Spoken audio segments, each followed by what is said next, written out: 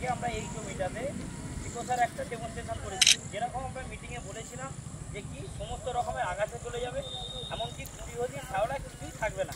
ঠিক আছে, আপনি এই জমিটা ভালো করে একটু লক্ষ্য করে দেখতে পারেন, এই জমিতে এখন পর্যন্ত এক ফোঁটা আগাছা নেই। এমনকি সিকোসায় কী করে, সিকোসা যে দীর্ঘদিন পর্যন্ত যে নতুন করে যে ফটফটি গাছগুলো হয় না অনেকদিন পরে, 30-34 দিন পরে যে জলবাহিত যে আগাছা, সেই সব কিছু থাকবে না। সিকোসা যদি ব্যবহার করা হয়, ঠিক আছে, নতুন করে আগাছাকে জন্মাতে দেয় না। আর এই 3 রকমের যত রকমের আগাছা থাকে সমস্ত আগাছাকেই নিয়ন্ত্রণ করে। সিকোসার ডোজ কত? সিকোসা হচ্ছে 1 একরে 500 ml। কীভাবে দেবেন? রোপণ থেকে 3 দিনের মধ্যে আপনাদের ব্যবহার করতে হবে। কীভাবে? এইটা ধরে নিন সারের সাথে বা স্প্রে করার দরকারও নেই। ধরে নিন যার দূর দূরান্তে জমি, ঠিক আছে, সেক্ষেত্রে সে কী করবে, বোতলটা নিয়ে চলে যায়। ঘরে সবারই ইউজ অ্যান্ড থ্রো বোতল আছে, বোতলের ছিপিতে 4টে ছিদ্র করে বোতলটা নিয়ে চলে যায়। পার একরে আমি বলেছি কত? 500 ml, মানে পার ডিসমিলে 5 ml। যতটা তার জমি ওষুধ 5 ইঞ্চি কাজ করে দিন, তার 20 ডিসমিল হয়, 5 দুগুণে 100 ml ওষুধ। 100 ml ওষুধ বোতলে ঢেলে দেন, তার সাথে জল অ্যাড করে দেন।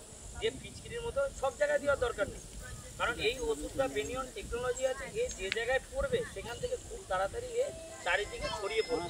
মানে আপনাকে প্রতিটা জায়গায় দেওয়ার দরকার নেই, একটু একটু জায়গায় ছেড়ে ছেড়ে দিলেই ও জমিতে আস্তে আস্তে। আর এটা দুভাবে কাজ করে, এক হচ্ছে মাটির উপরে একটা লেয়ার করে যাতে নতুন আগাছাকে জন্মাতে দেয় না, আর উপরে একটা জলের উপরে লেয়ার করে যেটাতে 3 রকমের যেরকম আগাছা হয়, সরু পাতা, চওড়া পাতা, মোটা, এই গোষ্ঠী এই আগাছাকেও নিয়ন্ত্রণ করে দেয়। তাহলে মনে থাকবে সিকোসার ডোজ কত? একরে 500 ml। ঠিক আছে, তো এইটাই দেখানোর ছিল, আর কিছু না। এর আগে পরে আমরা আরো মিটিং করব, সেখানে আপনাদের সাথে আরো ডিসকাশন হবে। ঠিক আছে, অসংখ্য ধন্যবাদ আপনাদের। Thank you.